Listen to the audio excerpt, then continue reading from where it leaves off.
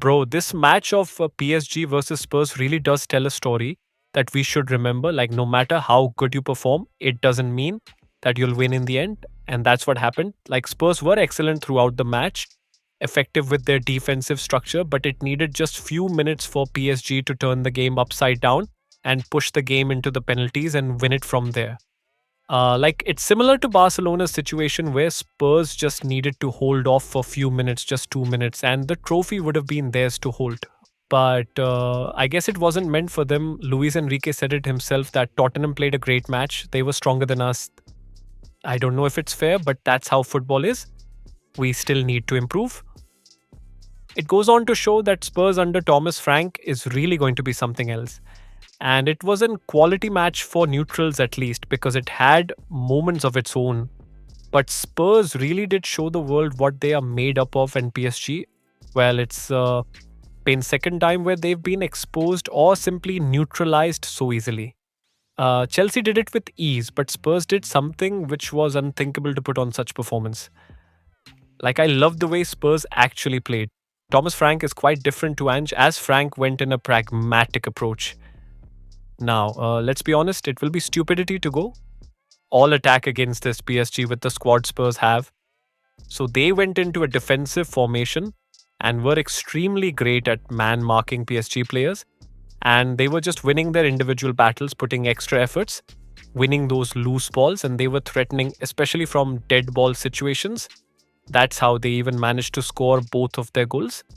And it's quite possible to see Spurs consistently doing this as they've got players who are extremely good in aerial duels in attack.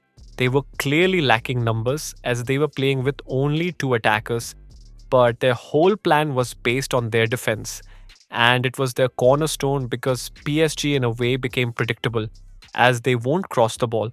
And even if they do, they're no focal point. So Spurs just had to defend zones outside the box and especially the cutbacks which they did. But they eventually crumbled as PSG subbed. Worked.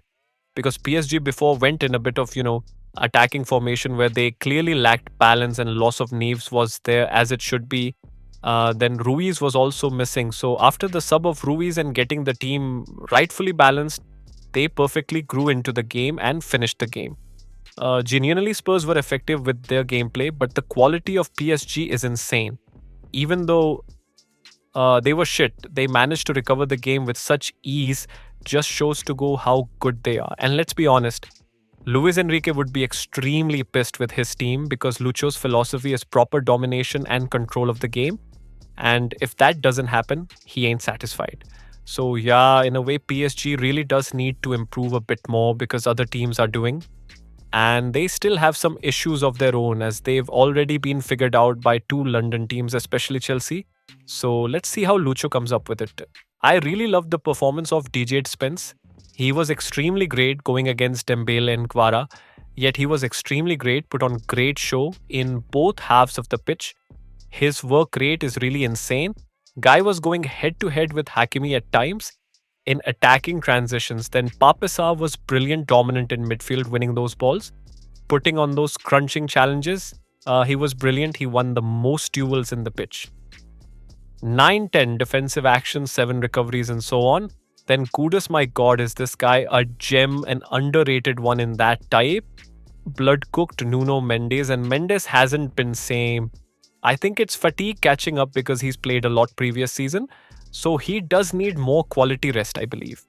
Because Mendes wasn't himself, Kudus was bullying him. Kudus brought that physicality.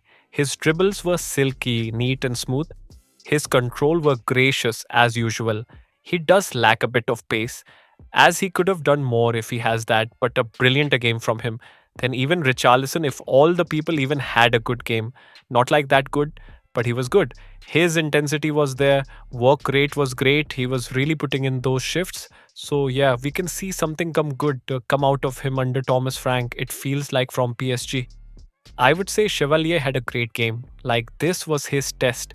After the shit happened with Donnarumma, the world would have judged him on this performance, and I would say it was great. He pulled some good saves, could have done better at second goal, but managed to save penalties and won the game. So fair play to Chevalier. It won't easy to fill Donna's shoes, but I think he might just do fine. Then Vitinha usual shift started slow but ended with being differential. Even though missed his penalty, still had a good game, controlled the tempo well in end. To take the game in PSG's hand and got an assist for Kang in Lee's goal, where he attracted the players to create the space for him, and he banged it smoothly. It was a proper banger. Dowie really had a shit game. I won't lie. It was shit. Like most of the PSG players didn't have a good game. Most of them ended the match with paying ass average performance, to be honest. Like Kavara was invisible, almost non existent in that right flank. Pakola was active. He was threatening as usual with HSI pace.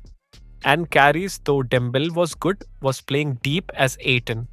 And it was quite refreshing. His ability to find those need through ball is really something, I won't lie. He was a constant threat but missed a lot of crucial chances which could have been goals. But looking at it now, he turned up when his team needed him the most by providing a beautiful cross for Ramos to finish it off and equalize the game and send it into penalties. So, overall, fair play to PSG in the end.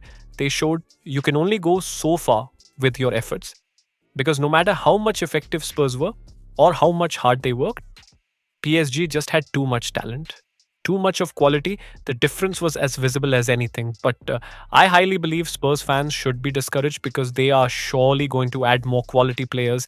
And they haven't even properly settled in with Thomas Frank as their new head coach. So, yeah, eventually, when they will Spurs will a team to be recoined with cause? If everything goes right, Spurs really are on right track. So let's see how they go forward under Frank. So far, it seems to be good path onwards, but that's it for today, guys. If you've watched the video so far, so make sure to like the video and subscribe to the channel.